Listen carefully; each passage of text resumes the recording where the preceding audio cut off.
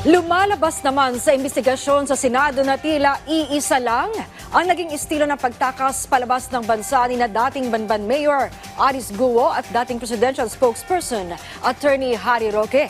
Yan ang ulat ni Daniel Manalastas. Sa iniulat ng Bureau of Immigration sa pagdinig sa Senado, nakikita nila ngayon na posibleng parehas ang rutang ginawa ni dating presidential spokesperson Harry Roque sa ginawa umano ni Alice Guo para makapuslit palabas ng bansa. Si Roque ngayon ay lumutang sa the Netherlands para maging isa sa mga legal counsel ni dating Pangulong Rodrigo Duterte. Since Mr. Roque has no recorded departure in the BI's records, he likely took the same route as Alice Guo in leaving the country by using a backdoor exit in Tawi-Tawi. Ayon sa Secretary General ng Kamara, sa harap ng arrest order ni Roque mula sa Quadcom, kinakailangan pa ng court order para makansela ang passport ni Roque. The House doesn't have jurisdiction over consular matters. No, it's really the DFA. But according to the DFA, it has to have a court order before they can cancel the passport of Mr. Harry Roque. I think cases have been filed with the DOJ. Pending pa yun eh.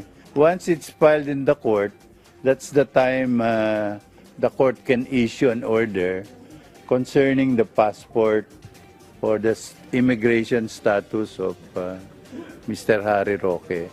Hinggil sa plano naman ni Roque na political asylum, ayon kay Senate President Cheesy Escudero, nasa kamay na ng gobyerno ng Netherlands kung papayagan ito. Tinabla rin ni Escudero ang ilang pangamba hinggil sa mga ingay sa politika na posible itong makaapekto umano sa pagpasa ng Kongreso ng mga mahalagang reforma o panukalang batas. Ang mga anyay-ingay na ito ay parte raw ng demokrasya na normal bilang tayo ay demokratikong bansa. Si CIDG Chief Major General Nicolas Torre naman may inihayag sa pagdinig tungkol sa umano'y galaw-anya ng mga troll farms.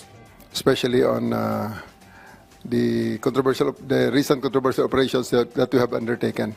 We had really felt the effects of troll farms and the power of the way interest parties or organizations are shaping public opinion for or against their benefactors.